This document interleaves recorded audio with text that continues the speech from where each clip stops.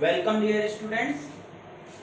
तो आज हम लोग क्लास 9th आईसीएसई बोर्ड में जो हमारा पहला chapter rational and irrational numbers चल रहा था उसी में आगे बढ़ते हुए जो है अब हम पढ़ेंगे इर्रेशनल नंबर्स के बारे में। ठीक है, तो इर्रेशनल नंबर्स क्या होते हैं? Other than rational numbers in a set of real numbers are called irrational numbers. ठीक है, तो रैशनल नंबर क्या होते थे? जो नंबर p बाई क्यू के फॉर्म में लिखे जा सकते थे उनको क्या बोलते थे हम? Rational numbers.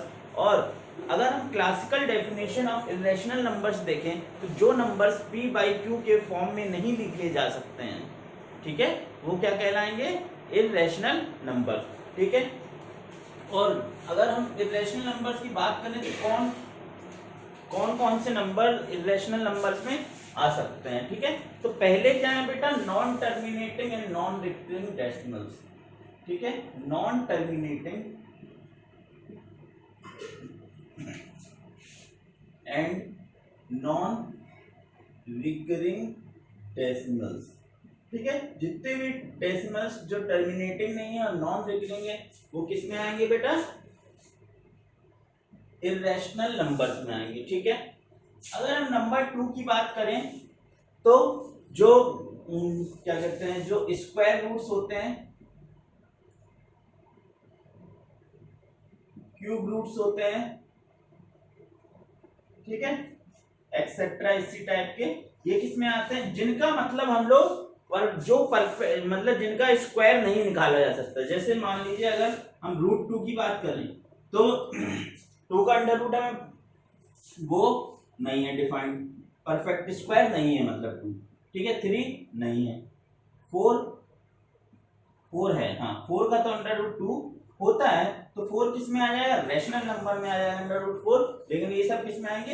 इर्रेशनल नंबर में। इसी तरह इनका क्यूब रूट भी क्या किस में आएगा? इर्रेशनल नंबर्स में। ठीक है, और जैसे कि वैल्यू होती है जो पाई, ठीक है, स्पेशल वैल्यूज होती है पाई, इसको ये क्या है? 3.14 डॉट डॉट डॉट। ठीक है, इसकी वैल्यू क्या है? टर्मिनेट नहीं होती है और रिकरिंग भी नहीं होती है। ठीक है, तो ये जो पाई है वो किस में आ जाएगा? इर्रेशनल नंबर्स में आ जाएगा। और पाई की अगर हम फॉर्मूला देखें तो वो होता है सर्कमफेरेंस ऑफ सर्किल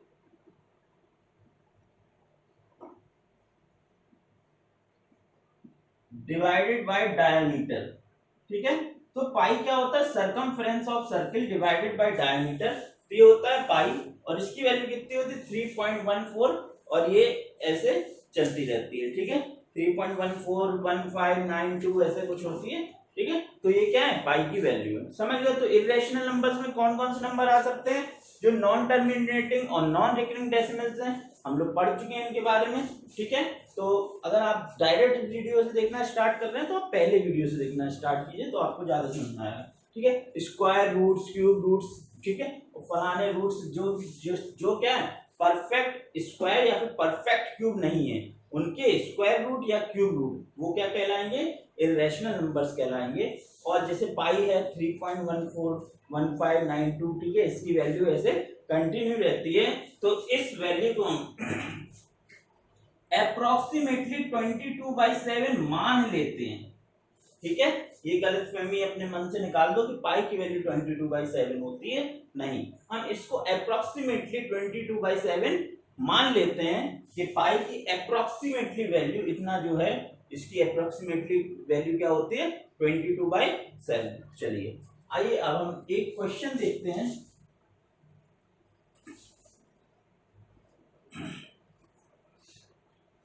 क्वेश्चन में है show that root 2 is an irrational number। ठीक है, आपको ये शो करना है कि रूट 2 जो है वो इर्रेशनल नंबर है। ठीक है, तो मतलब ये एक ही तरीके का सवाल है, तो इसमें अगर root 3, root 4, root 5, root 6, root 10 जो भी मतलब जितने भी रूट हैं जो परफेक्ट स्क्वायर के रूट नहीं है, ठीक है, उनको प्रूव करने के लिए एक ही मेथड है। ठीक है, तो वो देख लेते हैं। एक तो देखो बेटा लॉन्ग डिवीजन मेथड है, उससे वो 1.414 आता जाएगा, तो उससे वो क्या है डिजिट्स उसकी रिपीट भी नहीं होगी। ठीक है, तो क्या प्रूव हो जाएगा कि √2 एक इरेशनल नंबर है। लेकिन एक तरीका और है, एक तरीका ये क्या होता है बेटा, इसमें हम लोग पहले मान लेते हैं कि √2 जो है वो रैशनल नंबर है। हम लोग पहले क्या करते हैं, पहले हम मान लेते हैं कि √2 क्या है, रैशनल नंबर है। मतलब √2 रैशनल नंबर की सभी कंडीशंस को सेटिस्फाई करता है। ठीक है, लेकिन बाद में जाके जब हम उसको सॉल्व करते हैं, फिर जाके हमें ये पता चलता है कि जो √2 है वो रैशनल नंबर्स की सभी कंडीशंस को सेटिस्फाई नहीं कर रहा है।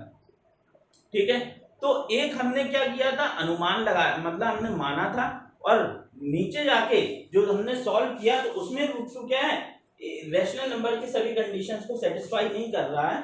तो उससे हम क्या कह सकते हैं, जो स्टेटमेंट हमारा था और अजम्पशन हमारे थे वो क्या है, कॉन्ट्राडिक्ट हो रहे हैं। तो उस फिर हम बता सकते हैं कि √2 क्या है, रैशनल नंबर है। ठीक है, तो जैसे कि आप लोग मान लेते हैं ना कभी कि आप फ्यूचर प्लानिंग बनाते हैं कि भाई कल हम ये करेंगे, ठीक है, लेकिन किसी कारणवश वो नहीं हो पाता है, तो आप क्या कहते हैं, अरे यार हमारा फैसला गलत था, कल जो हमने डिसीजन लिया था वो क्या था, गलत था। इसी तरह जो है हम पहले एक डिसीजन लेंगे कि √2 एक रैशनल नंबर है, फिर उसके बाद हम उसे सॉल्व करेंगे। फिर जब वो नहीं हो पाएगा सॉल्व, तो हम कह देंगे भैया हमारा फैसला क्या है, गलत था, और √2 एक रैशनल नंबर नहीं है बल्कि क्या है, एक इररेशनल नंबर है। ठीक है, तो हम मानेंगे suppose √2 is a rational number.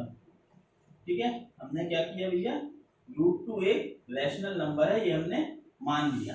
अब रैशनल नंबर क्या होता है, रैशनल नंबर जो कि p/q के फॉर्म में लिखा जा सके, जिसमें जो डिनोमिनेटर है वो 0 के बराबर नहीं होना चाहिए, और p और q क्या होने चाहिए, एकदम कोप्राइम। इसका मतलब क्या है, √2 क्या है, इज इक्वल टू a/b मान लो या p/q मान लो, बात एक ही है।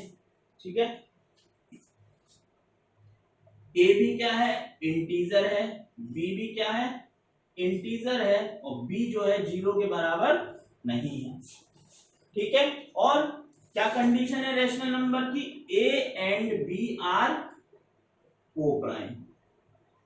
सबसे इंपॉर्टेंट कंडीशन जो कि इस क्वेश्चन में लगेगी, a और b क्या है, कोप्राइम है, मतलब इन दोनों में कुछ भी कॉमन नहीं है, a और b में कुछ भी कॉमन नहीं है। जैसे मान लो 3 और 21 है, ठीक है, तो ये इन दोनों में क्या है, 3 कॉमन है, 3 1 3 7, ठीक है, तो ये कोप्राइम नहीं है। लेकिन अगर हम बात करें 4 और 7 की, तो इन दोनों में क्या है, कुछ भी कॉमन नहीं है, तो ये दोनों क्या है, कोप्राइम है। ठीक है, तो हमने माना कि √2 एक है इरेशनल नंबर है, और ये क्या है, a/b के बराबर है। ठीक है, अगर हम दोनों तरफ स्क्वायर करें तो √2 का square is equal to a²/b²। ठीक है, b² का मल्टीप्लाई कर दो तो a² की वैल्यू क्या आ जाएगी, √2 का स्क्वायर 2, और ये क्या हो गया, b²। ठीक है, अच्छा, अगर हम एक छोटी सी बात आपको बताएं कि अगर 2 का स्क्वायर निकालें हम तो 4 आएगा। ठीक है, 4 का स्क्वायर निकालें हम तो 16 आएगा, 6 का स्क्वायर निकालें हम तो 36 आएगा, 8 का स्क्वायर निकालें हम तो 64 आएगा। तो इससे हम क्या बताना चाह रहे हैं कि अगर कोई भी स्क्वायर, मतलब कोई भी जो परफेक्ट स्क्वायर है, ये क्या है, परफेक्ट स्क्वायर्स हैं, अगर ये इवन है, अगर ये इवन है, तो उसका जो अंडर रूट होगा वो भी क्या होगा, इवन होगा। कैसा होगा, इवन होगा। क्यों, देखो अगर 3 का स्क्वायर देखेंगे तो 9 आएगा, ऑड है। 5 का स्क्वायर क्या होगा, 25 होगा, ऑड है। 7 का स्क्वायर क्या होगा, 49 होगा, ऑड है। ठीक है, तो अगर a² इज इवन, a² अगर इवन है तो a भी क्या होगा बेटा, इवन होगा, a भी क्या होगा, इवन होगा। अब हम इवन कैसे पहचानेंगे, तो इवन पहचानने के लिए क्या है, ये इसको क्या है, 2 का मल्टीपल होना चाहिए। क्या होना चाहिए, 2 का मल्टीपल होना चाहिए। तो इधर देखो a स्क्वायर क्या है, 2 का मल्टीपल है 2 इंटू बी स्क्वायर, ठीक है, दोनों इंटीजर हैं a और b, ठीक है, ये क्या है हमारी कंडीशन है। तो b क्या है, मतलब a स्क्वायर क्या है, 2 का मल्टीपल है, मतलब a इज डिविजिबल बाय 2, मतलब क्या है a इज डिविजिबल बाय 2, और या फिर a इज इवन, ठीक है, a square is divisible by 2, या फिर आप इसी से निकाल सकते हैं therefore a is also divisible by 2, क्या है, a is also divisible by 2, a भी क्या है 2 से डिविजिबल है, ठीक है, इतनी बात क्लियर है। तो आगे बढ़ते हैं, ठीक, यहां तक हमने क्या निकाला, पहले हमने माना कि √2 क्या है एक रैशनल नंबर, मतलब a बाई बी के फॉर्म में लिखा जा सकता है, उसका फिर हमने क्या कर दिया, स्क्वायर कर दिया, तो a स्क्वायर किसके बराबर आ गया, 2b स्क्वायर। जब a स्क्वायर 2b स्क्वायर के बराबर आ गया तो इससे क्या पता चला, a स्क्वायर जो है वो क्या है, इवन नंबर है। अब a स्क्वायर इवन नंबर है, इसका मतलब a भी क्या है, इवन नंबर है, ठीक है। आइए आगे बढ़ते हैं। अब क्योंकि a is also a even number, a भी क्या है, इवन नंबर है, तो a को हम मान लेते हैं a is equal to 2k, a is equal to 2k, मतलब मल्टीपल ऑफ 2, a भी क्या है 2 का मल्टीपल है, क्लियर है, a भी क्या है इंटीजर है, ठीक, a भी क्या है 2 का मल्टीपल, जैसे a is equal to 2b square, a square is equal to 2b square था, मतलब a स्क्वायर डिविजिबल बाय 2 था। अब इससे हमें क्या पता चल गया, a भी जो है 2 से डिविजिबल है, ठीक है, a भी क्या है 2 से डिविजिबल है, ठीक, तो a इज डिविजिबल बाय 2, मतलब a is equal to 2k, ठीक, चलो आओ a इज इक्वल टू, अगर हम 2k इधर इसमें पुट करें, ये अगर इक्वेशन नंबर 1 है तो इसमें क्या करेंगे, 2k का whole square is equal to 2b square, ठीक है, 2k का whole square is equal to 2b square, 2 का स्क्वायर 4, k का square k square is equal to 2b square, ठीक है, 2 से ये क्या हो गया, कैंसिल हो गया 2, तो b स्क्वायर की वैल्यू क्या हो गई, 2k स्क्वायर, b स्क्वायर की वैल्यू क्या हो गई 2k स्क्वायर, और जब b स्क्वायर की वैल्यू 2k स्क्वायर हो गई, इसका मतलब क्या है, b square is divisible by 2, b square is divisible by 2, या फिर b स्क्वायर इज इवन, और इससे क्या हमें पता चलेगा कि b is also divisible by 2, ठीक है, b भी क्या है 2 से डिविजिबल है, क्लियर है इतनी बात, ठीक है। अब क्योंकि a भी 2 से डिविजिबल है और b भी 2 से डिविजिबल है, ठीक है, लेकिन हमने जो शुरुआत में क्या माना था, a और b क्या है, को प्राइम है, a और b क्या है, को प्राइम है, मतलब इनके बीच में कोई भी जो है फैक्टर कॉमन नहीं है, लेकिन यहां तो हमें पता चल रहा है कि a में भी 2 है और b में भी 2 है, इसीलिए हम कह सकते हैं और कॉन्ट्राडिक्शन, मतलब दोनों स्टेटमेंट क्या है, कॉन्ट्राडिक्ट कर रहे हैं, मतलब जो हमने माना था और जो निकल के आया है वो दोनों स्टेटमेंट क्या है, कॉन्ट्राडिक्ट कर रहे हैं, मतलब एक दूसरे का अपोज कर रहे हैं, इसका मतलब क्या है, हमारा जो हमने जो माना था वो क्या गलत माना था, ठीक है, hence our assumption was wrong and √2 is an irrational number, ठीक है, √2 वहां से क्या हो गया, प्रूव irrational नंबर प्रूव हो गया, क्लियर है। तो यही अगर आप √3, √5, √7, √6, √10, √12, 11, 13, 14, 15 सब में क्या है, यही मेथड करना है, क्या करना है, पहले आपने मान लिया जो भी रूट के अंदर है वो क्या है, मल्टीपल है, मतलब वो क्या है, रैशनल नंबर है, a अपॉन b है, फिर उसका स्क्वायर कर दिया और a square is equal to जो भी है उसका स्क्वायर हो गया, ठीक है, फिर हमें क्या पता चलेगा कि डिविजिबल बाय 2 है या फिर 3 है या फिर 4 है 5 है, ठीक है, फिर उससे यहाँ पे हम लोग क्या करेंगे, वही चीज यहाँ पे मान लेंगे, ठीक, उसको ऐसे सॉल्व कर देंगे और हमारे दोनों जो मतलब जो हमने माना था और जो निकल गया वो कॉन्ट्राडिक्ट कर जाएगा, जैसे मान लो √3 आ गया तो √3 यहाँ पे 3b स्क्वायर, ठीक है, फिर इसको मतलब ये अगर 3b स्क्वायर हो गया है a square is divisible by 3, a square क्या है 3 से डिविजिबल है, और अगर ए स्क्वायर 3 से डिविजिबल है इसका मतलब क्या है ए भी 3 से डिविजिबल होगा, होगा कि नहीं होगा। देखो जैसे अगर मान लो ये 36 है, 36 किसका स्क्वायर है 6 का, ठीक है, तो ये क्या है 3 से डिविजिबल है, हाँ 3 से डिवाइड करेंगे तो 12 आएगा, ठीक है, तो इसको भी 3 से डिवाइड करोगे तो 2 आएगा, ठीक है। जैसे मान लो अगर 81 है, ठीक है, तो ये 3 से डिविजिबल है, हाँ 3 से डिविजिबल है, तो इसका जो ये भी होगा ये भी 3 से डिविजिबल होगा, तो इसको मान लेंगे क्या a is equal to 3k, फिर 3k का whole square is equal to जो भी आएगा है ना 3b स्क्वायर, फिर जो है 9k square is equal to 3b square, 3 से 9 कैंसिल होगा 3 टाइम, फिर क्या आ जाएगा b square is also divisible by 3, और b स्क्वायर भी अगर 3 से डिविजिबल है तो मतलब b is also divisible by 3। समझ गए बात को, ठीक। पहले हमने इवन या फिर 2 से डिविजिबल लेके चले थे, लेकिन इसमें क्या है हम 3, फिर ऐसे अगर आप 5 आ जाएगा यहाँ पे तो हम 5 का मानेंगे कि a square is divisible by 5, और यहाँ पे भी क्या आ जाएगा b square is also divisible by 5, ठीक है। तो ये हमारे जो अजम्पशन है और जो हमने सॉल्यूशन निकाला है वो क्या है कॉन्ट्राडिक्ट करेंगे, और उससे हम कह देंगे कि √2 इज एन इर्रेशनल नंबर, ठीक है। समझ में आ गया, उम्मीद करते हैं समझ में आया होगा। चलो आगे बढ़ते हैं।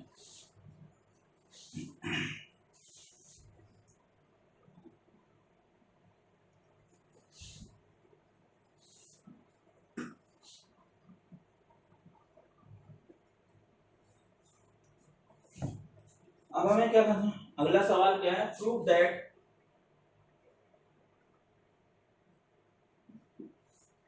अगर हम कहें √5 माइनस √3 इज इर्रेशनल, ठीक है, √5 माइनस √3 इज इर्रेशनल, आपको क्या है ये प्रूव करना है कि √5 माइनस √3 क्या है इर्रेशनल है। इसमें भी वही तरीका लगेगा, पहले हम एक अजम्पशन मानेंगे, उसके बाद क्या करेंगे उसको सॉल्व करेंगे, और हमारा जो चीजें क्या है कॉन्ट्राडिक्ट करेंगे, उससे हम क्या कह देंगे ये हमने जो माना था वो गलत है और उसका उल्टा क्या है सही है, ठीक है।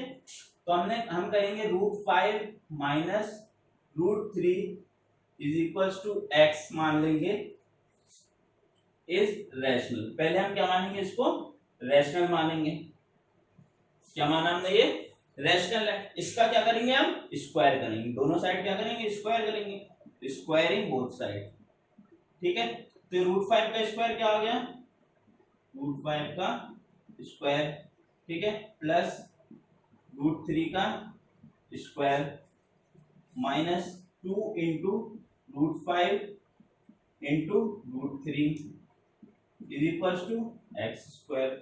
√5 का स्क्वायर क्या हो जाएगा √5 इंटू √5 क्या हो जाएगा 5 प्लस 3 माइनस 2 √5 इंटू √3 क्या हो जाएगा √15 is equal to x square, ठीक है।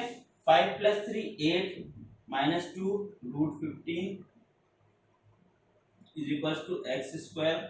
तो अगर हम यहाँ से √15 की वैल्यू निकालें तो √15 की वैल्यू क्या आ जाएगी 8 माइनस एक्स स्क्वायर अपॉन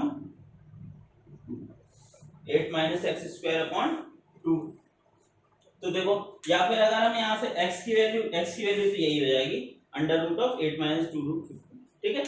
यहाँ देखो बेटा √15 क्या है इर्रेशनल है, क्या है √15 इर्रेशनल है, इर्रेशनल इंटू 2, ठीक है, इर्रेशनल इंटू 2 क्या हो जाएगा इर्रेशनल, और इर्रेशनल में से 8 माइनस होगा मतलब कोई रैशनल नंबर माइनस होगा तो क्या बचेगा इर्रेशनल बचेगा, ठीक है। तो x क्या आ जाएगा यहाँ से इर्रेशनल आ जाएगा, यहाँ से x क्या आ जाएगा इर्रेशनल आ जाएगा, और पहले हमने क्या माना था x क्या है रैशनल है, यहाँ से यहाँ पे क्या माना था हमने x रैशनल है, और यहाँ हमें पता चल रहा है x इर्रेशनल है। तो ये क्या है दोनों बातें क्या है कॉन्ट्राडिक्ट कर रही हैं कि नहीं कर रही हैं, और जब दोनों बातें कॉन्ट्राडिक्ट कर रही हैं तो इसका मतलब क्या है कि हमारा जो माना हुआ चीज है वो क्या है गलत थी। या फिर ऐसे देख लो x क्या है रैशनल है, x रैशनल है, और 8 क्या है रैशनल है, रैशनल माइनस रैशनल क्या है रैशनल होता है, ठीक है, हमने पिछली क्लास में आपको बताया था। रैशनल डिवाइडेड बाय 2 मतलब रैशनल डिवाइडेड बाय रैशनल क्या हो गया रैशनल, तो इससे क्या आ गया √15 क्या हो गया रैशनल आ गया, √15 क्या आ गया रैशनल आ गया, लेकिन √15 क्या होता है √15 तो इर्रेशनल होता है, पिछले क्वेश्चन में हमने देखा √2, √3, √15 ये सब क्या होंगे, इरेशनल होंगे। तो यहाँ पे भी क्या है, कॉन्ट्रडिक्ट कर रहा है हमारे स्टेटमेंट्स जो है, ठीक है। तो इसका मतलब क्या है, जो गिवन चीज है वो क्या है, रैशनल नहीं है बल्कि क्या है, इरेशनल है। तो ठीक है, यही मेथड हमें हर क्वेश्चन में क्या है, इसमें लगाना है। क्लियर है। तो जितने भी प्रूफ वाले हैं कि यार √2 को प्रूफ करो कि ये रैशनल है, या फिर √5 - √3 को प्रूफ करो कि ये रैशनल है, तो इन सब में यही तरीका लगेगा, ठीक है। तो उम्मीद करते हैं आपको पूरा लेक्चर आज का समझ में आया होगा। ये क्वेश्चंस जो हैं आते हैं एग्जाम में, ठीक है, और बच्चे जो है कर नहीं पाते हैं और समझ में भी नहीं आता बच्चों को। तो अगर समझ में आया हो तो आप लाइक कीजिएगा, कमेंट करके बताइएगा कैसा लगा आपको सेशन, ठीक है। तो मिलते हैं अगले सेशन में, जो कि बहुत ज़्यादा एक्साइटिंग सेशन होगा। अभी तो थोड़ा क्या है, ये बोरिंग टाइप की चीज़ें हैं, लेकिन आनी चाहिए। अगर पूरे 100 में 100 लाने हैं तो सब कुछ आना चाहिए, ठीक है। चलिए मिलते हैं फिर अगले लेक्चर में, तब तक के लिए जय हिंद, जय भारत।